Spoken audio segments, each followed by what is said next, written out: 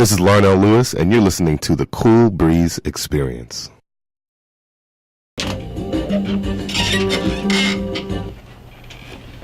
Hello, hello, hello, hello, hello, hello. Good afternoon. Hello, Toronto. The Koolbreeeze is here at Radioregent Broadcast Facilities. I'm here with Larnell Lewis. What's happening? What's happening? What's going on? What's happening? Yeah. Good afternoon, Toronto. It is my distinct pleasure to introduce Larnell Lewis to Radioregent Broadcast Facilities in Toronto. Thanks for the opportunity to have you down at the station. Thanks for taking the time. Yeah, thanks for having me. You're welcome to the broadcast. Today we're going to talk about your evolution, Okay. your vision, your mission, and your spirituality of your music. But before we get into all of that, before we get into the meat of things, how have you been? I've been doing well. Wow, Yeah. I've been trying to nail you down in the studio for a fiscal year. And King Eddie tells me, Larnell lives in a suitcase. Larnell lives in a plane. Yes. I go, wow, that is busyness. Because every time I just wow. And plus you teach and so on. That's correct. We're going to talk about that in a bit.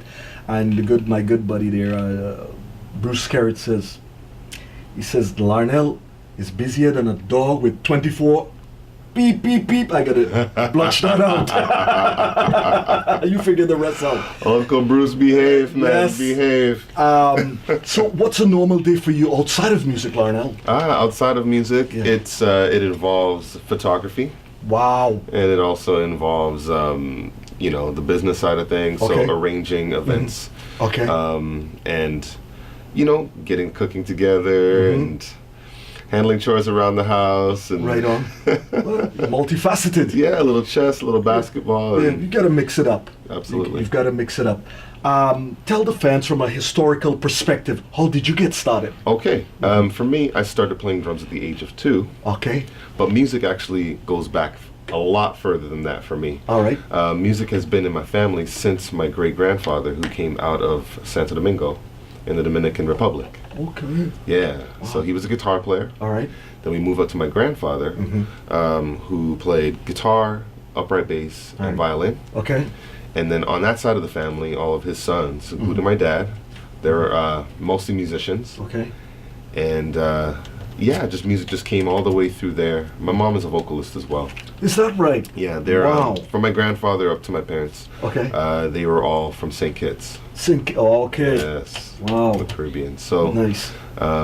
for me, music, like I said, goes back to my great grandfather, and then up to today. I have a younger brother who's a drummer. Wow. He actually is the drummer for The Weeknd. The Weeknd. Yes. Yay, they're big on the Right. charts there. Yeah, so you could just see him touring like crazy. Right, And my right. younger sister sings and plays a bit of drums as well. Okay. Yeah. Whole drumming institute down there. Wow. Where did your love and passion for music come from, and how did that influence your style as a musician? So I believe for me, because my parents were in a band Okay. together, Okay. once I was born, and as they say, when you're in the stomach, you hear Yes. a lot of them. Heartbeat. Yeah, you hear, It's a and you connection. hear the music, and you hear everything, and you feel it. So for me, growing up in rehearsals, Yeah.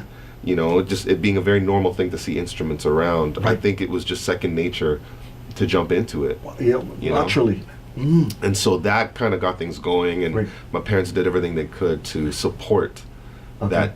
that passion, that spark that they saw, and not snuff it out, Okay. which was great. Yes. What would you say the one thing more than any other accounts for your success? Talent, luck, or charm? Wow, one more than the other. I would just say that, I grew up with a talent, but I think the most important thing for me is the way that I've been supported by the community, Nice. And it's this mutual respect thing that happens, Yes. which Yes. we're able to bring everybody up together in a particular manner. So I'd definitely say the talent that I had when I was younger brought people who really wanted to see that grow further. Right. Nice. But you also, it pays not to be a jerk. Right, true. You don't Quite want to true. be a jerk. Quite true. Tell us, what are some of the other bands you're affiliated with? Okay. Currently, I am one of the drummers with Snarky Puppy, Right. which is an awesome collective of Amazing. musicians who mainly got together actually at the University of North Texas. Yeah, which is awesome. A music program that is just one of the top in North America. Yeah. For sure. And another artist I work with is Lila Bialy. And we've actually been playing together officially as a trio with George Kohler on bass Yes. for the last 10 years. Wow. Yeah, And so that's awesome. she's something. Absolutely. She is something. Absolutely. Other than that, you have your smooth jazz and Afro-Caribbean jazz greats Yes. in the city, Oh. like Eddie Bullen. Oh, tons I've of played them. on a couple projects with Eddie. He actually, and we can get into this later, is the main producer as well as myself on my upcoming album. Wow. Yeah. Unbelievable. And I also play for the Joy Lapse project. Yes. She's quite something. So, That's my wife, if you didn't know. yes. Thanks. For the, what would you think your life would have been without music? That's a really interesting question. I don't know. I might have just become a basketball player. Something like that. Or just a computer technician. But I think that there's a vibrance to my life that comes from participating in music. Yeah. And would I have found something similar? Maybe. Okay. But Alright. I'm not really sure. All right. Now, when you were pursuing a musical career, did your dad said, "Son, yes, an engineer, technician, some kind of thing"? You would, Of course. Even though he was into music and plays many instruments, my dad plays several instruments, Right. including some wind instruments as well. Okay. And great songwriter, but for any parent, even though they support what their child does, I think the main thing, especially if they're aware of how industries work, Yes. they want their child to be well off, Yes. and not starve. Right. So he was definitely concerned because when you see a child, they might have convictions, but they may not be able to translate properly how their convictions will lead them to an awesome path or a great career Right. at such a young age. I remember at 6 years old telling my dad, I'm going to be a professional drummer. And he probably had that look. Oh yeah, no, of course. You don't want to be a fireman. You don't want to be, and I mean, he's probably just like, that's my boy. But still, outside of that, I think that he really just wanted to make sure that in everything we did, even if it was just music business alone, that we took care of business Right and we were good for ourselves. Right on. Larnell, I'm wondering, is there a time when you and your instrument are alone? And tell us about that intimacy. Oh wow, man, definitely. There are moments when I spend time with the instrument practicing. Right. It doesn't happen as often as I would like it to, or in the form that people would expect. Right. But I consider that to be a time of meditation. Nice. Especially in the mornings. What I've been doing as a routine is for about 10 minutes in the morning, as often as I can. Yes. I will just do rudiments and other exercises and warm my hands up not only for the day, but just kind of have that as my quiet time. To kind of sit and reflect and pay attention and just be disciplined about something. So that intimacy, that moment to kind of block out the world and just zone into these strokes and these hits that are happening on the pad, just kind of zoning myself in first thing in the morning is a really, really important thing to me. Okay. Now, I hear musicians say, depending on what instrument they play, say, if I'm away from this thing beyond a month, it's like starting all over again. You get that feeling? There has only been a handful of times where I've taken a break even as long as a month. And specifically, there was a time where I had tendonitis and had like major hand issues in both hands. And this happened after my first year of college. Okay. But I don't feel that way. And the reason why I don't feel that if I'm away from the instrument for that long that I lose it is because I believe strongly that the music comes from within, comes from your mind. It's the concepts, it's what you hear, it's what you reflect. Okay. Right. And really, if you're not reflecting, like the moment of practicing and the execution is about the time spent with the instrument. Wonderful. That is not the music. Okay. The music is coming from within, reflecting what you've lived and experienced. So if I take time away, it's so I can experience things, Right. and then put that into my music. That's a illuminating explanation. Tell me, is there something in your musical journey that keeps you grounded and humble? Yes. My family, Yes. including my wife. Mhm. Growing up, and actually friends as well, I think the biggest thing is, it's something that I say, and people don't always understand it, but I'll say it and then I'll break it down. We are all people with occupations. Right. Right? Right. Which means that first and foremost, we are people, we are human beings, citizens of this world, of this earth. And we might do things that some people might consider cooler than others, or they rank it higher than others. But that's just a job. That's just your post. That's just what you do. And that industry might elevate you higher than another industry. Right. But we, at the end of the day, are still people. Right. And we need to treat people with respect. So I hold on to that often. Well said. Larnell, tell me about being a musician today where social media is paramount. Oh, wow. There are pros and cons to it. Yeah. With social media, what's awesome about it is you now have the opportunity to display yourself in a particular way. You can practice as often as you want on camera. Right. You can edit the film in particular ways that, Yes. benefit and showcase what you need to show off and display. Right. But I think that also drives the kind of content that we are actually trying to put out there. So now, rather than the art form being true to ourselves, Yeah. it's now more so about what gets a like, or what Okay. gets a repost, or what gets a share. Okay. And what gets a notification of some sort from a higher level of person or higher ranking person on social media. So while those endorsements are awesome, I think that people still need to understand that as an individual and as an artist, you have something that you share and that you can put out there that represents you, Okay. What are some of your milestones in your music career so far? Man, milestones in my career. Anything that stands up? Yeah, the people like my drumming. Okay.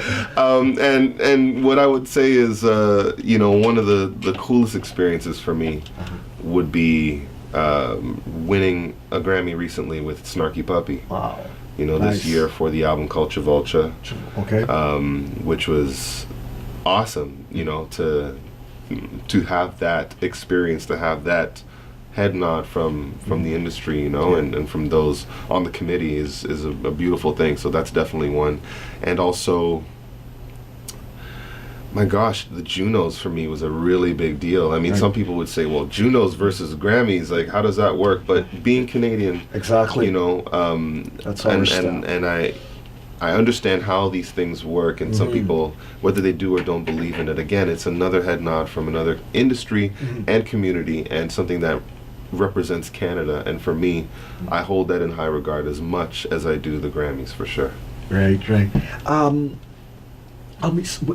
Some of the people in the music you admire coming up as a young chap. Throw Just like, some- who were those names? Yeah, throw some names up there. Oral Lewis, which is my dad, for Okay. sure. Biggest influence, number Yes. one. Right. Then I would say, my gosh, there's Dennis Chambers, there's Roy Hargrove, Yes. Trumpet. Michael Brecker, Trump. like Yes. saxophone, Oh, tenor sax, and I actually had an opportunity to play with Michael Brecker too, Really? through a program at Humber College when I was there. It's Yeah. called the Artist in Residence program, where they bring an artist in for the back end of the year, and they get to work with students for about like 2 or 3 days. Okay. It's a great program, and I also teach at the school now, which is awesome. Nice. Yeah. Nice. I mean, there are so many names of artists and musicians that I hold in high regard, Right. from different genres, Right. and I just love music, man. I hear you. Tell me, Larnell, making a living as a musician in Toronto, how sustainable is that? If you are interested in making a living in Toronto, you have to understand a few things. You have to understand that there are many different genres that actually have, supporters. It might not be as much as one particular style of music. Let's say pop, let's say rock, let's say country. Right. But if let's say you're a drummer and you want to work, you have to do what you can to be a part of those different communities, or at least understand the music, respect the music, understand the culture, respect the culture, and get inside of that and do what you can to, provide services in those situations. If you only play, let's say it's just only jazz. Yeah, limit yourself. Yeah, if you limit yourself, maybe all the spots are taken. Maybe there's another genre where somebody might need a sub or another drummer's hopping around, And it's, it really depends on what you believe in terms of how you'd prefer to run your career. If you see that you just want to subscribe to one style or one genre only, or a couple of genres, that's up to you. But I think the biggest thing, and it's a positive with the city, is that if there's a need for music and they need musicians and you have the ability, then you have a spot. Absolutely. Larnell, the first time I saw you play was on Eddie Bullen's boat ride, which is coming on the 18th of August. 3 years running, I'm going there, and I had a little camera, and I take this thing and I put it up there, and people got a lot of hits. And I saw you play that one session on Eddie Bullen's boat ride. I go, wow, this dude, I gotta get him on the Koolbreeze experience. Nice. I gotta bring him in on the Radioregent, man. I watch it all the time. I have fans calling me, and telling me, who is this guy? And I said, don't worry, I'm working on some things. Away from his crazy schedule, we're gonna pull him in. We're gonna pull him in, and finally, it's happened. But what I like was the energy on the boat with all the musicians, and Eddie brought you in there and you did your thing, man. It was just like explosive. It was beautiful. But Larnell, tell me, when you're playing out there, and the fans give you that electricity, that energy support, and you giving back that mystical magic of the moment. Take us there. Oh wow, man, being in the moment, when that atmosphere around you starts to change, the air starts to change. There's nothing like it, I mean, for those that have had the opportunity to play sports, when you're about to step on the field before that game starts, it's a fresh, clean slate. There's an opportunity to just put this energy into this thing, and it's not nervous energy, but it's just this excitement that happens, and I live for that moment. I love tapping into that moment. And what I would say, if you really want to get an understanding of what it's like, for me, I zone in and out quite often, because you have to be very aware of what's happening in the music. But then you also have to understand, within this opportunity of entertainment, that you still have to provide a show for the people. And so I do look out in the audience and see the reactions and see what's happening with people. And it is absolutely an exchange, you know. My demeanor, my facial expressions, my attitude, my passion for what I do, people do feel that out in the audience. They do. They really do. And I really try to make it a point with my students at Humber College, to make them understand and show them that if you have fun on stage, that's what translates to people in the audience, for sure. So love what you do, be inside of what you do, and be invested in what you do, because if you don't believe it, nobody will. True that. Larnell, when I came to radio a year and a half ago, I said to myself, I'm gonna stamp my name good, feature the artists, and play the music, go see them, feature them, put them on YouTube. I invest in money in equipment and all that kind of stuff. Many times I'm taping you guys, and the groove is going so good, but I want to dance, but I can't dance, because then sacrifice. Yes, you don't want the shakes in the camera and all that kind of stuff. And I'm there putting it down, and then you have to go home and edit and put the thing nicely together. And I leave with my arms stiff. No. But I don't worry about that part. The hard work doesn't bother me. But that love and that passion, I'm transcending as well. That make me feel good because when I put up these videos and the artists say, wow, and they see themselves playing. One thing when you're playing, but when you see yourself after, you said, and they really appreciate what I do. So that drives me to even do it more. Beautiful. And bring that machine, that so we can have a beautiful thing. And I let the artists know that they always have a home to come to. You cut a CD or you don't cut a CD. Come down and tell your stories because a lot goes on within a year. Absolutely. And people have to hear some of these voices because I've got tired of the big networks just hearing the same guys over and over because the money driven and the formula and all that kind of stuff. I said I'm going to change that dynamic down here. So, Larnell, what was your break turning point that accelerated your growth? Growth as a musician? Yes. Wow. The turning point for me was, there were a couple of turning points. Okay.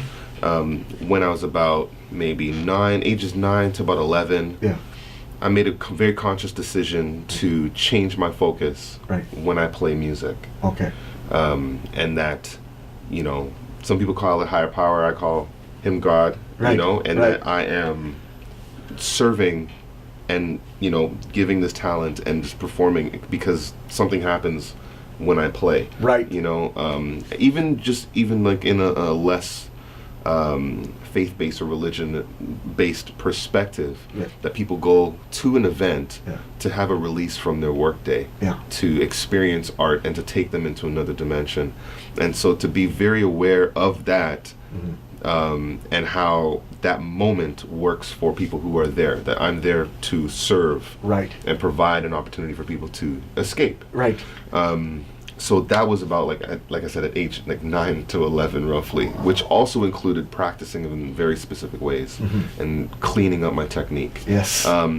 After a while, because from a very young age I was doing a lot of drum competitions from age 6 to about 18 or so, 19. Okay. Once I hit 19 and I hit university or college, Humber College specifically in 2003, what my goal was to define what music meant to me. Yeah.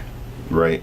And I just needed to, again, come back to that place of its expression, but there's also, with the communication, that people are receiving something from this one-way train of me handing off information, talking about my day behind the instrument, using that language. So many lessons I've learned from a lot of mentors like Andrew Craig, who's one of my main mentors. There's Mark Kelso, Bruce Garrett, Eddie Bullen. Wow, heavy-duty guys. And a lot of these guys who I can call at any time, they're constantly investing in me, and there are many more, but reminding me that music does something very, very, very special to people. Yes. And that we need to just continue to respect that. So usually it's coming back to that lesson. Yes. And then I reinvent myself in ways so I can be relevant to the moment and still respect that idea. That thing that always keep you in check. Absolutely. Yes. Larnell, I gotta ask you, I know you guys, the type of music you play is on a very high level. It's creative, all that kind of stuff. That being said, I understand some of the machines behind the music. When you listen to some of these guys on the radio, man, playing this rah rah rah hee hee hee, and they're making a ton of money, and you grinding out with great performances on this, and something you must nod your head and say, man. I think that. Can I? Yeah, absolutely. Yeah, let it out. Let it out. Let it out. Let it rip, Larnell. Let it rip. Let it rip.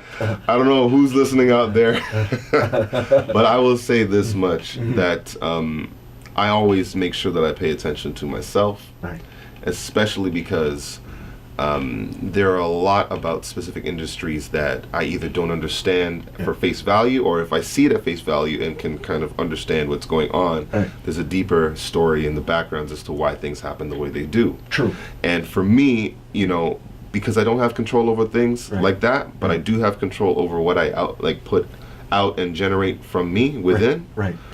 My goal is to make sure that is as solid as possible. That I maintain an exterior that is desirable Right. for people to want to support continually. Right. And even though there might be people who just like boom ba-doom doom Yeah. boom ba-doom doom I mean, if it's getting people moving, it's getting people moving. Exactly. But I believe in a higher version of that art form. Thank you. And I would love for people to support that so that it can grow and that we as a people can continue to invest in that. Right. But there are a lot of scientific experiments that have been done to show that people do less and less and less And get for more. the same rewards or more rewards, and you can't fight nature in that aspect. True. But True. I just want to leave a legacy that continually respects what this was about. Well said. Larnell, how does a musician monetize intellectual property in a manner where the artist gets paid fairly? I mean, we're getting really deep here because we're talking about, do systems that actually exist pay the artists fairly, Right. With the advancement of technology, and the convenience of technology, there are always going to be ways where, somebody's making money, but maybe the people who generated the content are not making the money the way that they can. True. So I think that it's a higher up thing. As much as we can get people to constantly buy music, listen y'all, buy music, please Yes, support. yes, right. Without that, I'm gonna have to. What am I gonna have to do? I have a wife. And we're trying to start a family. Like it's. What I'll definitely say though is, I'm not aware of all the ways that you can monetize off of your art. I know that YouTube offers opportunities for people to do that, but sometimes there might be an imbalance of money there. You might have to do a lot of advertisement based, like videos in addition to what you do. But I'll just say that it's really about the systems. It's really about what we subscribe to as people and how we get our music, and if that is actually a sustainable way to continue, supporting artists so they can continue to generate material in music. And if it's not, then nothing, no amount of backflips that I could do, Yes. free or paid, will get anything done. So Right.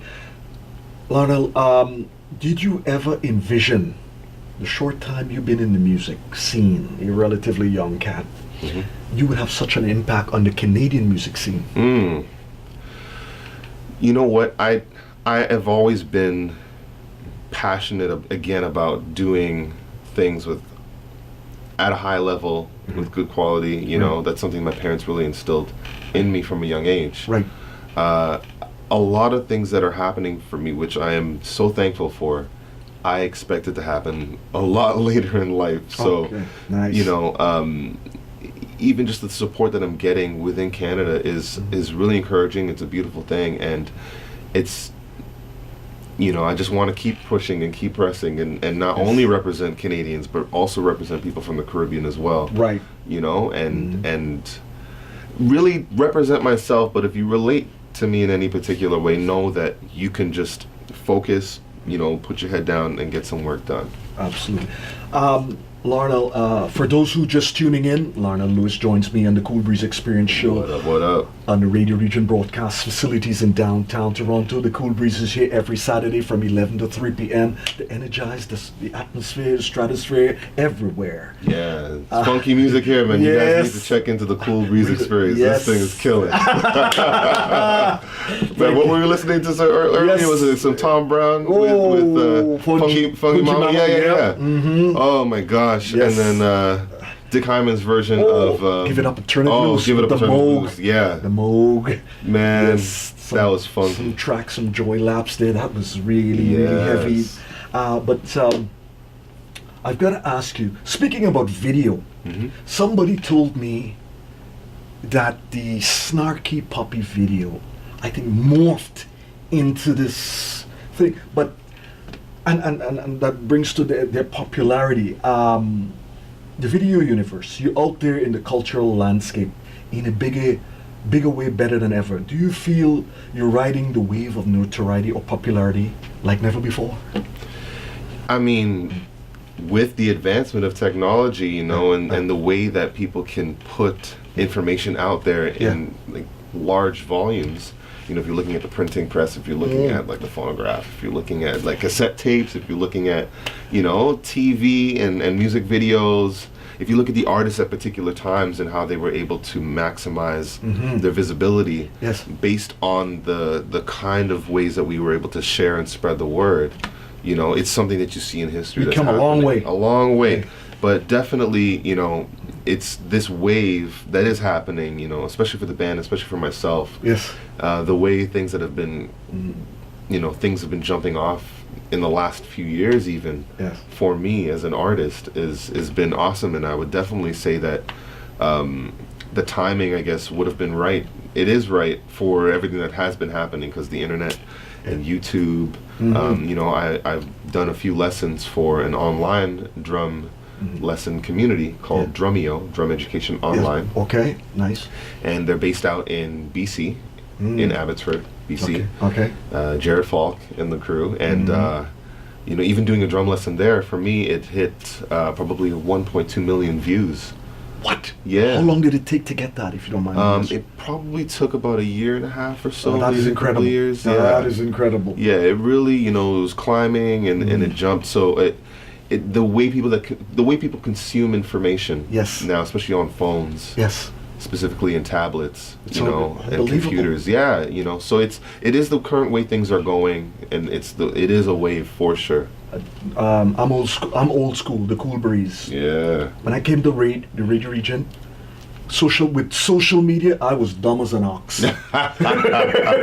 But I talked to the youngins. They set me up Instagram, Twitter, Facebook. I see you, man. And all this kind of stuff. And they said, the Koolbreeze just run like a gazelle. Yes. I never look back. On Twitter, at Koolbreeze DJ. Yeah, that's it. But I've got to ask you, Larnell, drummers. What's so special about the Evans UV1? Oh my gosh. Describe the sound to the fans. And what's the difference as opposed to, say, a Yamaha kit, a Pearl, or a Gretz? Yeah. So for me, UV1. with drum heads, with Evans UV1 drum heads, I don't know how many drummers are out there, but for those that are non-drummers, the drum head is obviously the thing that you strike on the drums. You place this particular, what's called a skin or drum head onto the drum. You put the rim on there. You put what are called tension rods. You tighten them individually, and it tightens on the drum. And depending on how tight or how loose it is, you get your tone, you get your resonance. It's how the sound, you know, depending on the pitch is, you get the decay, a whole bunch of different aspects you can control by tuning these drum heads. But not only is it about the head, it's about the shell construction as well, and about the form and the way that you play.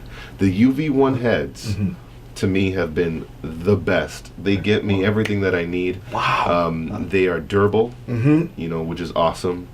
And Evans has done a lot of research and development in making sure that they have a product that is solid. And so for me, with the UV1 heads, you know, I get the tones that I need. I can go into a higher pitch range to play, let's say, bebop.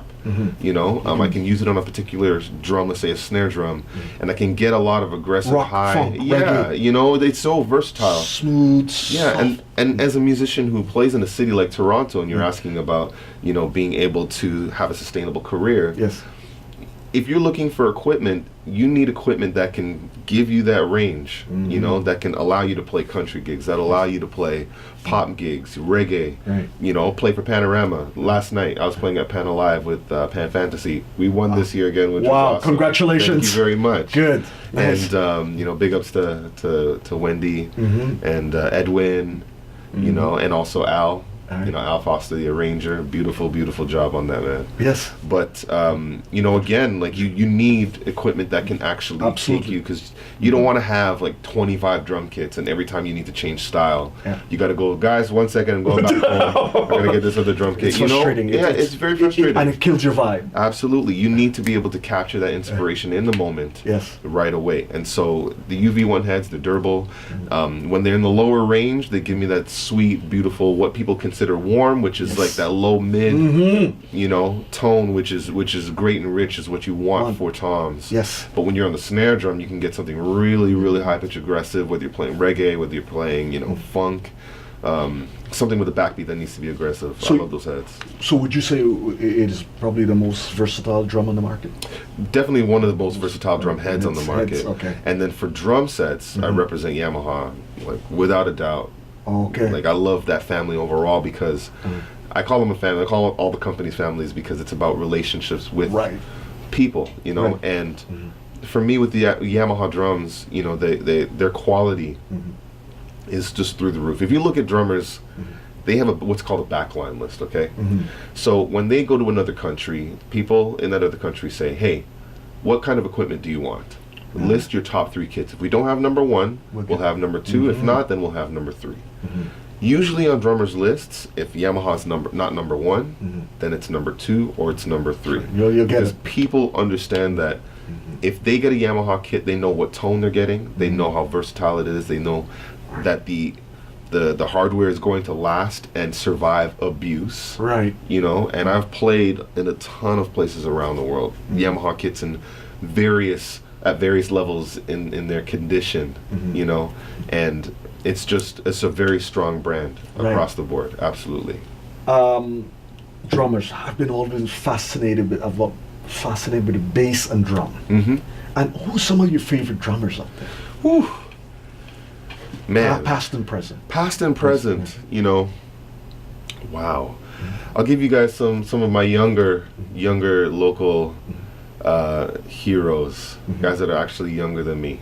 Otis Williams on drums and on bass. Really? In fact, he was at that Eddie Bullen's Smooth Jazz Cruise. Okay. Yes, that's right. He was there. He was there at the Barbados. Yes, exactly. So one of the cruises, we actually switched back and forth off the drum kit. You know, and I've known Otis for over 25 years, and seeing him grow has just been just a beautiful thing to see. So Otis Williams, absolutely. Another guy is Jonathan Kerr, amazing drummer, more so known in the gospel realm, but solid drummer, you know. And these guys are great people at heart, absolutely. You know, you put them in studio, they're going to give you what you need, quality-wise, and it's just going to be locked in. You got another guy, monster of a drummer, is Adrian Bent. Adrian Bent is currently the drummer for Drake. Really? Yeah. Okay. And he's just, anywhere I go in the world, people are just like, do you know Adrian Bent? It's like, absolutely. You know. I'm not going to say anything about his shot, though. Yeah. It's like basketball. Because this fascination with drum as well. I remember the first time hearing Tony Williams, Miles Davis. Listen, Tony coming out of Chicago. You know, in Chicago, you got to understand that, like, plethora of musicians. Yes, melting pot, and you had to be real good. Another drummer out of Chicago, and a drummer who's influenced many musicians and drummers inside of gospel and outside of gospel, is Calvin Rogers. Okay. Calvin Rogers is like one of my top 5 drummers. Calvin Rogers. All time. Yeah, Calvin Rogers. Yeah. Okay. You know, I remember seeing him live here at Queensway Cathedral when it was called Queensway Cathedral. Yeah. And he came up with John P. Key. And I think I was maybe like 12 or 13. And just seeing this guy rip the drum kit to shreds, you know, like literally like cymbals are falling off and just like things are, just the passion, you know. You ever listen to some Elvin Jones? Oh man, listen. Shelly Manne. Oh, listen. Dave Weckl. See, now you're getting into like the big band area and it's, you know, craziness. Fusion. And I've actually had the opportunity to meet Dave Weckl, which was like pretty He's awesome. Incredible man. Incredible. Great drummer, you know. Wow. And you know, I wish I could have met Tony Allen. I saw him live. Yes. Ooh. Yes. 32 styles of drumming. Like, it blew me away. There are too many. I mean, we're talking about, you know, for as long as this instrument has existed, the amount of innovators for days. You know what I'm saying? That have moved the presence of the drums within that style into like higher levels, you know, and even just the way that, their concepts behind creating a drum part, their concepts behind, you know, how to assist and support a composition is just a beautiful thing. Right. Larnell, I know every musicians have a style, a signature. How would you describe your style or signature on the drums? Or do you have one? Yeah, definitely have one. I think it's easier to understand it from the reflection I get from people. So just the reviews and the information they tell me about what my approach does or how, you know, because for me, my aim is to grow, but to be consistent. So to be consistent, meaning where I'm generating the information from, especially if it's positive, especially if people are receiving it in a positive way. Okay. And then, you know, to grow basically is to just continue to build on that. And I would say that my style includes passion. Yes. Number one. I love being innovative behind the drums with the sounds that I create and the patterns and rhythms that I incorporate. Right. And, you know, for me, a general thing is transitions between either how I get from one side of the kit to another, so the flow, or transitions like rhythmically, how I blend things together and try to, like a DJ, move from one track to another, you know, or one vibe to another, because you have to know where you're going and where you came from and where you are to properly progress things, you know. So and I had a bass player on my show a while back, and he always stressed bass and drum locked together. Once you get that, everything else falls into place. He says, he always liked to look at his drummer, and because he's the lead in the band, and they talk to each other. They sync so tight.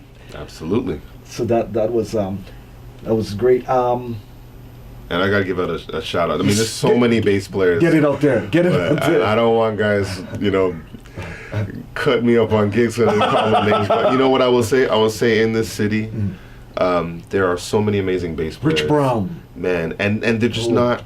I feel that, like, to be a bass player in Toronto, especially in that upper echelon of musicians where you're a session musician, it's tough. It is. You know, people say, oh, it's just bass. Sure, it's just bass, but man, those that understand where to draw the conviction from to play the bass, when you have a real bass player on a gig, it just makes magic. Man, like, there's nothing like it. I don't care what style of music you're playing. Bass. Andrew Stewart. Andrew Stewart, man, that's my brother. Jerome Tucker. Man, even, like, you know, Bill Sharp. He's an older cat. Man, there is, you know, George Coleridge Brown. Oh, man.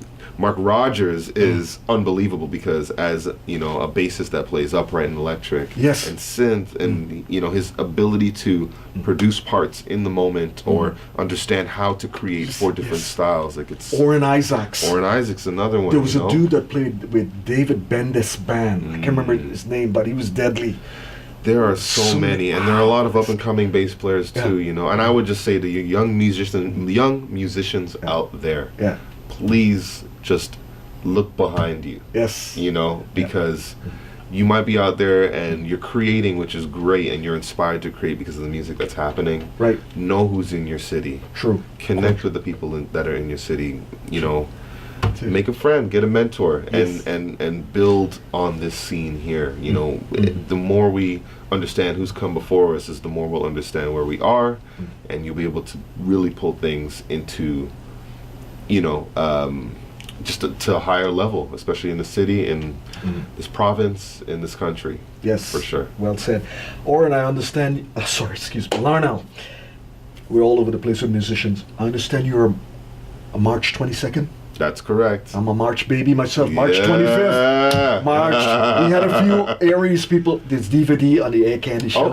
We were born the same day. March 25th. Sonia Collymore, March 25th. Man. And I think Rich Brown, he's an Aries guy too, but he's an April. Yes, that's right. A few guys. So, Aries babies. Big up Aries. Big up. Yes. When it's all said and done for you, many years down the road, Larnell, how would you like to be remembered? I'd like to be remembered as a storyteller on and off the drums. That's how I'd like to be remembered. Because I really believe that telling stories not only has it's not only about my imagination, but the imagination of those who are receiving the story. And so communicating ideas and going back and forth, Right. you know, I want to share stories. I want to share stories about my life. I want to share stories about my family. I want to share stories about the industry. And I want these stories to move forward because that is, if you know, my perspective on history. Right. You know what I mean?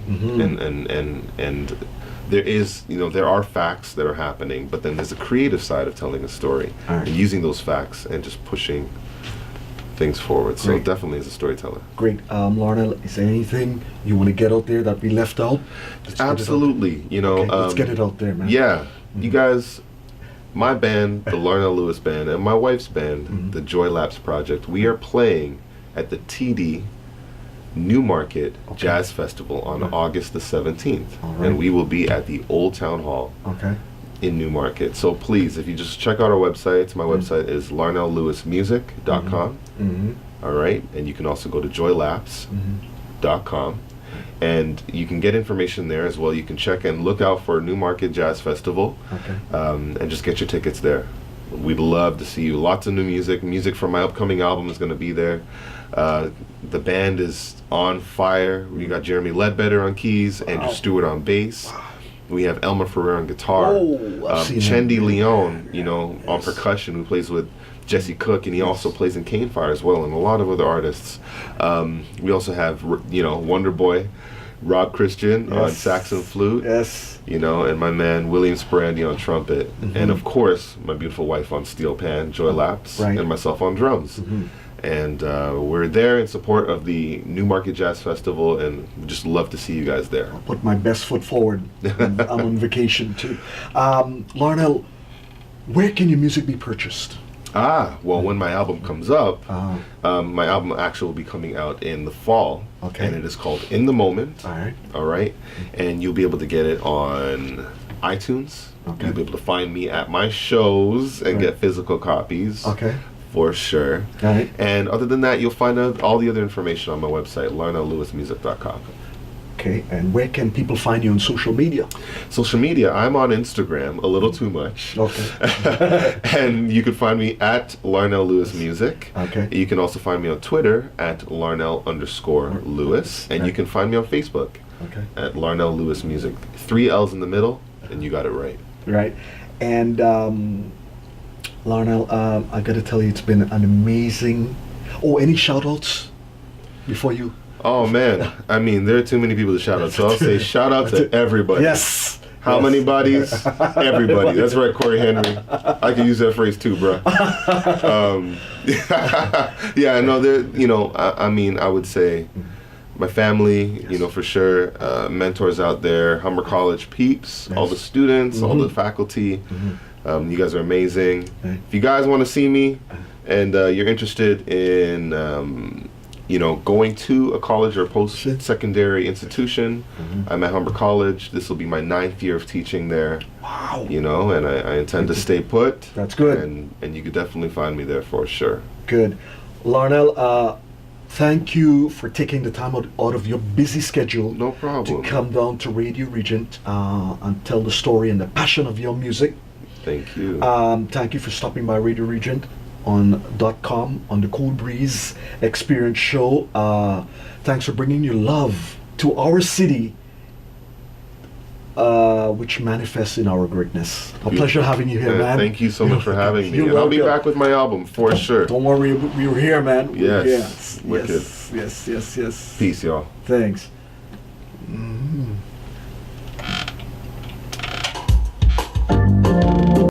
This is Joy Labs, And Larnell Lewis, and you're listening to, Radio Regent, and it's #1 for independent artists.